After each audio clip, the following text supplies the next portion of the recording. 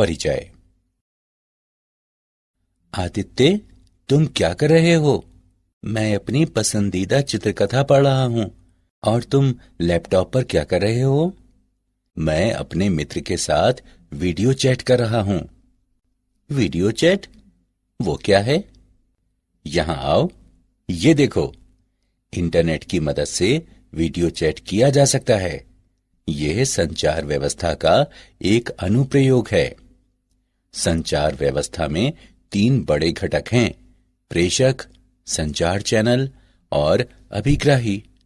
Video chat में मैं प्रेषक, इंटरनेट संचार चैनल और मेरा मित्र अभिग्राही है।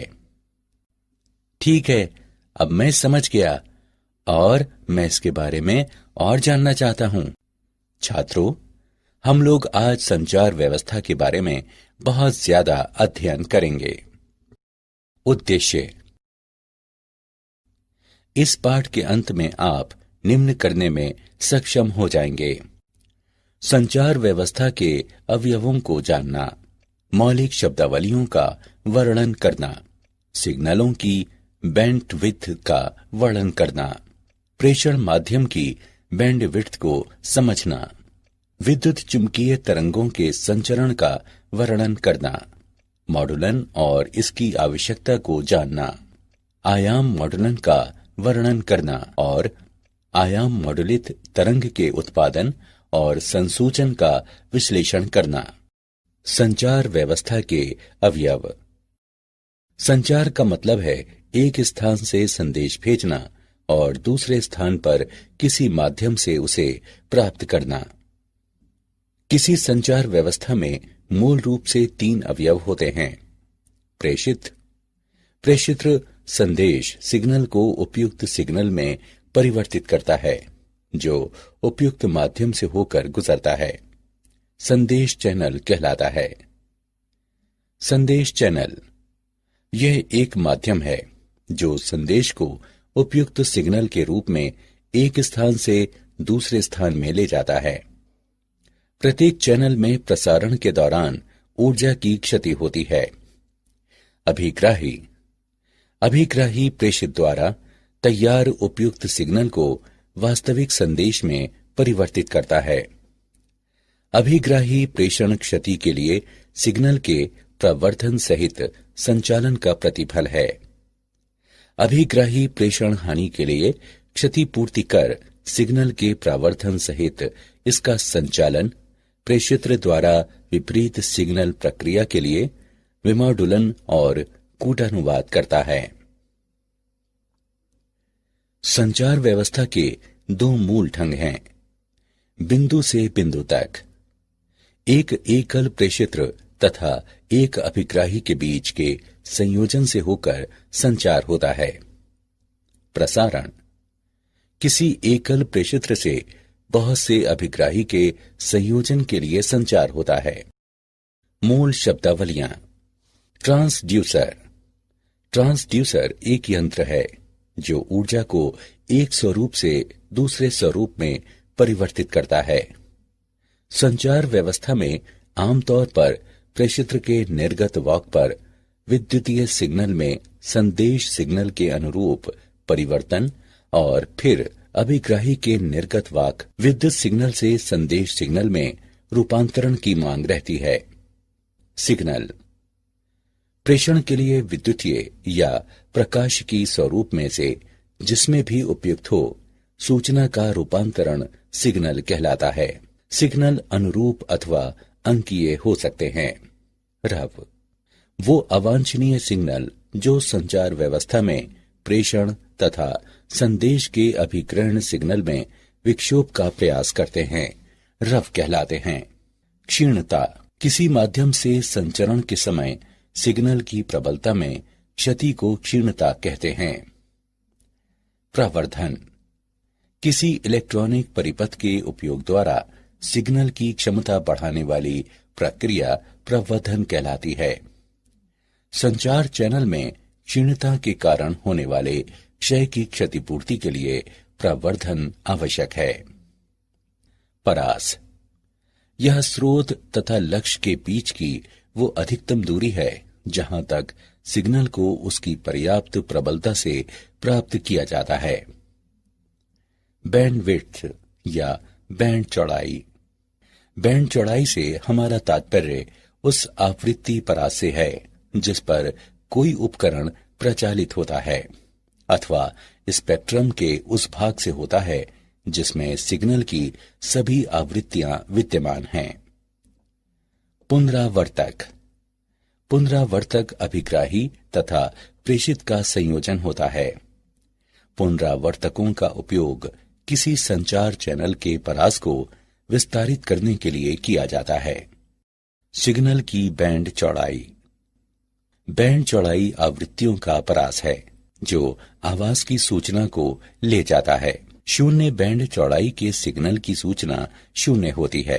अधिक सूचना के सिग्नल के लिए अधिक बैंड चौड़ाई की जरूरत होती है। एक सिग्नल की बैंड चौड़ाई b है जिसमें आवृत्तियों का परास है। b बराबर डेल्टा f बराबर f2 माइनस f1, जहां f2 उच्च और f1 निम्न सार्थक आवृत्ति का सिग्नल है। उदाहरण के लिए दूरभाषवाणी सिग्नल की बैंड चौड़ाई जहां b बराबर 3 किलोहर्ट्ज, f2 बराबर 3 किलोहर्ट्ज और f1 बराबर 0 है। सूचना के स्रोत द्वारा आधार बैंड सिग्नल उत्पन्न होते हैं। प्रेषण के उद्देश्य से मॉडुलन प्रक्रिया द्वारा आधार बैंड सिग्नल को उच्च आवृत्ति में रखा जाता है, तब ये पास बैंड कहलाता है। प्रेषण माध्यम की बैंड चौड़ाई। प्रेषण चैनल 3 प्रकार के होते हैं। तार। व्यापक रूप से इस्तेमाल किया हुआ तार माध्यम समाक्षीय केबल है। समाक्षीय की बैंड चौड़ाई लगभग 750 मेगाहर्ट्ज है। ऐसे केबलों को आमतौर पर 18 गीगाहर्ट्ज से नीचे संचालित किया जाता है। मुक्त आकाश। मुक्त आकाश प्रेषण माध्यम व्यापक परिसर की आवृत्तियों कुछ किलोहर्ट्ज से कुछ गीगाहर्ट्ज पर रेडियो तरंगों को संचारित करता है। ये आवृत्ति आगे विभिन्न सेवाएं आवंटित करने के लिए विभाजित हो जाती है। प्रकाशिकी तंतु। किसी प्रकाशिकी तंतु की आवृत्ति परिसर 1 टेराहर्ट्ज से 100 टेराहर्ट्ज है। ये 100 गीगाहर्ट्ज से अधिक बैंड चौड़ाई प्रदान करता है। वैद्युत चुंबकीय तरंगों का संचरण। पृथ्वी का वायुमंडल गैसीय पर का रोमांचक परास प्रस्तुत करता है, जिसमें वैद्युत चुंबकीय तरंगों को विभिन्न आवृत्तियों में विभिन्न मार्गों पर संचरित करता है। वैद्युत चुंबकीय तरंगों को 3 प्रक्रियाओं के माध्यम से प्रेषित किया जा सकता है: भूतरंग संचरण, व्योम तरंग संचरण और आकाश तरंग संचरण। भूतरंग संचरण। ये एंटीना द्वारा विकिरित तरंगे हैं जो भूसतह के साथ समानांतर या निम्न कोणों पर गमन करते हैं। जब भूतरंगे भूसतह के ऊपर से गुजरती हैं, पृथ्वी के वायुमंडल द्वारा अवशोषित हो जाती हैं, इसलिए वे थोड़ी ही दूरी तय करके समाप्त हो जाती हैं। यहां भूतरंगे केवल 500 हर्ट्ज से 1500 किलोहर्ट्ज की कम आवृत्तियों के संचरण को झेल पाती हैं। व्योम तरंग संचरण। व्योम तरंगे वायुमंडल के क्षोभ मंडल तक ही सीमित हैं और इसके 2 घटक हैं। प्रत्यक्ष तरंगे।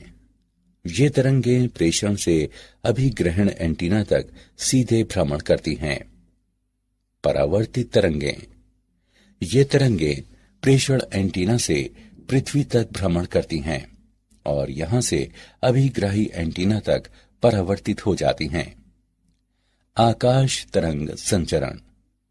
ये किरणें एंटीना द्वारा बड़े कोण पर विकिरित होकर ऊपर की ओर जाती हैं और आयन मंडल से परावर्तित होकर अभिग्राही एंटीना तक पहुंचती हैं।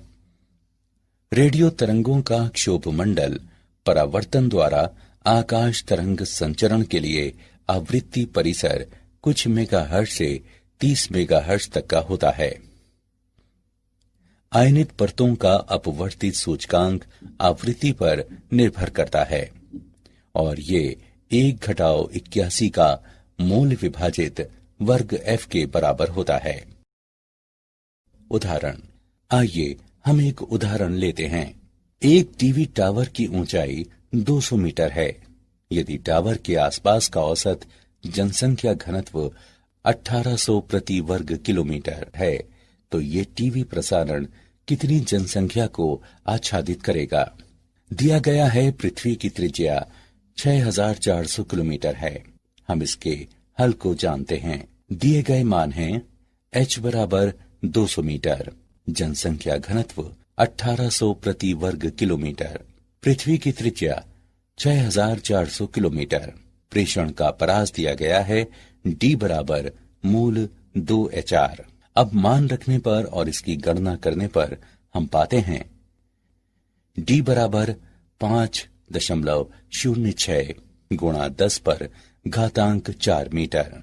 प्रेषण द्वारा आच्छादित क्षेत्रफल बराबर पाई d वर्ग। जनसंख्या आच्छादित बराबर क्षेत्रफल गुणे जनसंख्या घनत्व। अब मान रखने पर और इसकी गणना करने पर हम पाते हैं 1.447 गुणा 10 पर घातांक 7। यहाँ 1.447 गुणा 10 पर घातांक 7 जनसंख्या को ये टीवी प्रसारण आच्छादित करता है। मॉडुलन और इसकी आवश्यकता। मौलिक रूप से निम्न आवृत्ति के सूचना सिग्नल को लंबी दूरी तक प्रेषित नहीं किया जा सकता है। अतः सूचना सिग्नल को उच्च आवृत्ति वाली रेडियो तरंग में अध्यारोपित करना जरूरी हो जाता है। इसे वाहक तरंग कहते हैं।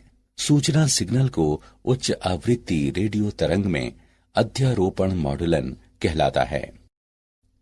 एंटीना का आकार। किसी सिग्नल को प्रेषित करने के लिए हमें किसी एंटीना की आवश्यकता होती है। कोई एंटीना उस सिग्नल में समय के साथ होने वाले परिवर्तन उचित रूप से संवेदन कर सके। इसके लिए ये आवश्यक है कि इस एंटीना का साइज उस सिग्नल से संबद्ध तरंग दैर्ध्य के तुलनीय हो और साइज कम से कम लैम्ब्डा विभाजित 4 विमा हो। 30 किलोहर्ट्ज आवृत्ति की किसी EM यानी वैद्युत चुंबकीय तरंग की तरंग दैर्ध्य लैम्ब्डा 10 किलोमीटर है। स्पष्ट है कि इस लंबाई के तुलनीय साइज का एंटीना निर्मित करना तथा प्रचालित करना संभव नहीं है। अतः हमारे न्यून आवृत्ति आधार बैंड सिग्नल में निहित सूचना को किसी उच्च रेडियो आवृत्तियों में प्रेषण से पूर्व रूपांतरित करने की आवश्यकता होती है। एंटीना द्वारा शक्ति विकिरण। विकिरित शक्ति L विभाजित लैम्ब्डा का वर्ग है। ये प्रदर्शित करता है कि समान लंबाई के एंटीना के लिए आवृत्ति बढ़ने के साथ विकिरित शक्ति भी बढ़ती है। अतः किसी लंबी तरंग दैर्ध्य के आधार बैंड सिग्नल द्वारा प्रभावी शक्ति विकिरण कम होती है। अतः किसी अच्छे प्रेषण के लिए हमें उच्च शक्ति चाहिए और इसीलिए ये तथ्य दिया गया है। हमें प्रेषण के लिए उच्च आवृत्ति के उपयोग की आवश्यकता को दर्शाता है। विभिन्न प्रेषित्रों से प्राप्त सिग्नलों का मिश्रण। यदि कई प्रेषित्र एक साथ आधार बैंड सिग्नलों का प्रेषण करते हैं तो उन्हें अलग करना मुश्किल हो जाता है। अतः प्रेषण से पहले मूल निम्न आवृत्ति आधार बैंड सिग्नल को उच्च आवृत्ति तरंग में रूपांतरित करने की आवश्यकता होती है ताकि रूपांतरित सिग्नल में उन सभी सूचनाओं का समावेश हो जो मूल सिग्नल में समाहित थी। एक ज्या वक्रीय वाहक तरंग को इस प्रकार प्रस्तुत किया जा सकता है। CT बराबर AC साइन ओमेगा CT जमा 5। मॉडुलन के 3 प्रकार होते हैं: आयाम मॉडुलन, आवृत्ति मॉडुलन और कला मॉडुलन। मूल्यांकन। आगे बढ़ने से पहले हम देखेंगे कि आपने क्या सीखा। सही विकल्प को उठाकर उसके संगत स्थान पर रखें। आयाम मॉडुलन। हम विचार करें, वाहक तरंग और मॉडुलन तरंग निम्न द्वारा प्रस्तुत किए जाते हैं। VCT बराबर VC sine omega CT, VMT बराबर VM साइन ओमेगा MT। जब एक वाहक का मॉडुलित आयाम है, तत्क्षण मॉडुलन वोल्टेज VM वाहक आयाम VC पर आरोपित होता है। जब मॉडुलन वर्तमान रहता है, तब वाहक का आयाम इसके तत्क्षण मान पर निर्भर करता है। आयामित वाहक तरंग दिया हुआ है, VC plus VM sine omega MT गुणे ओमेगा CT। इसे इस प्रकार से लिखा जा सकता है, VT बराबर VC sine omega CT plus mu VC sine omega MT sine omega CT, जहां म्यू बराबर VM बटे VC मॉडुलन सूचकांक कहलाता है। उपयुक्त समीकरण को हम निम्न प्रकार से लिख सकते हैं। यहाँ FC माइनस FM नीचे की ओर बैंड आवृत्ति कहलाता है और FC प्लस FM नीचे की ओर बैंड आवृत्ति कहलाता है। इस प्रकार AM तरंग FC आवृत्ति और FC से थोड़ी सी अलग दो ज्यावक्रीय तरंगों की वाहक तरंग से बनी है, जिसे पार्श्व बैंड कहा जाता है। आयाम मॉडुलक के लिए आवश्यक चौड़ाई बैंड मॉडुलक सिग्नल की 2 गुनी आवृत्ति होती है। आयाम मॉडुलित तरंग को उत्पन्न करना। यहाँ मॉडुलक सिग्नल को वाहक सिग्नल से जोड़ा जाता है, जिससे XT सिग्नल प्राप्त होता है। यह सिग्नल वर्ग नियम युक्ति से होकर गुजरता है, जो अरेखीय युक्ति है और जो निम्न निर्गम देता है, जहां B और C अचर हैं। सिग्नल बैंड पारक फिल्टर से होकर गुजरता है, जो DC और ज्यावक्रीय आवृत्तियों ओमेगा M, 2 ओमेगा M और 2 ओमेगा C का परित्याग करता है और आवृत्तियां ओमेगा C घटा ओमेगा M और omega C plus omega M को कायम रखता है। इसलिए बैंड पारक फिल्टर का निर्गम एक AM तरंग है। निम्न शक्ति पर मॉडुलित सिग्नल प्रेषित नहीं हो सकता है। अपरिवर्तक बाद में शक्ति प्रवर्धक हो जाता है, जो आवश्यक शक्ति प्रदान करता है और उसके बाद मॉडुलित सिग्नल उपयुक्त आकार के विकिरण के लिए एंटीना को पुष्ट करता है। आयाम मॉडुलित तरंग का संसूचन। संसूचन वह प्रक्रिया है जिसके द्वारा मॉडुलित वाहक तरंग से मॉडुलिक सिग्नल की पुनः प्राप्ति की जाती है। प्रेषित संदेश चैनल के माध्यम से संचरण के दौरान क्षीण पड़ जाता है, इसलिए अभिग्राही एंटीना के पीछे प्रवर्धक और संसूचक लगाया जाता है। वाहक आवृत्ति निम्न आवृत्ति में बदल जाती है, जो मध्यवर्ती आवृत्ति कहलाती है। तब संसूचित सिग्नल को प्रावर्धित करने की जरूरत महसूस होती है। मॉडुलित सिग्नल दिष्टकारी से होकर गुजरता है। सिग्नल का एनवलप संदेश सिग्नल होता है और तब सिग्नल एनवलप संसूचक से होकर गुजरता है। क्या आप जानते हैं, कूट लेखक वैद्युत सिग्नल को इसके प्रेषण से पहले कूट में बदल देता है। ये बेहतर सुरक्षा प्रदान करता है। एक द्वैध संचार व्यवस्था ऐसी प्रणाली है जो 2 युक्तियों से जुड़ी होती है और वे दोनों दिशाओं में एक दूसरे से संवाद का संचरण कर सकती हैं। बेल लैब्स ने सन 1947 में सबसे पहले सेलुलर रेडियो टेलीफोन नेटवर्क प्रस्तुत किया था। वर्ष 1994 में अमेरिकी सरकार ने इंटरनेट पर नियंत्रण किया था और संचार में गति प्रदान करने के लिए www की उत्पत्ति हुई थी। सारांश। आइए हमने जो कुछ सीखा है उसे संक्षेप में दोहराएं। संचार का मतलब है एक स्थान से संदेश भेजना और दूसरे स्थान पर किसी माध्यम से उसे प्राप्त करना। संचार चैनल एक माध्यम है जो संदेश को उपयुक्त सिग्नल के रूप में एक स्थान से दूसरे स्थान में ले जाता है। प्रत्येक चैनल में प्रसारण के दौरान ऊर्जा का नुकसान होता है। संचार के लिए वैद्युतीय या प्रकाशिकी स्वरूप जो उपयुक्त हो, उसमें सूचना को बदलने की प्रक्रिया सिग्नल कहलाती है। बैंड चौड़ाई आवृत्तियों का परास है जो वाणी की सूचना को ले जाता है। शून्य बैंड चौड़ाई के सिग्नल की सूचना शून्य होती है। ये किरणें एंटीना द्वारा बड़े कोण पर विकृत होकर ऊपर की ओर जाती हैं और आयन मंडल से परावर्तित होकर अभिग्राही एंटीना तक पहुंचती हैं। सूचना सिग्नल का उच्च आवृत्ति रेडियो तरंग में अध्यारोपण मॉड्यूलन कहलाता है। आयाम मॉड्यूलन के लिए मॉड्यूलक सिग्नल की आवृत्ति को दोगुनी करने के लिए बैंड चौड़ाई की आवश्यकता होती है। संसूचन वह प्रक्रिया है जिसके द्वारा मॉड्यूलित वाहक तरंग से मॉड्यूलिक सिग्नल की पुनः प्राप्ति की जाती है।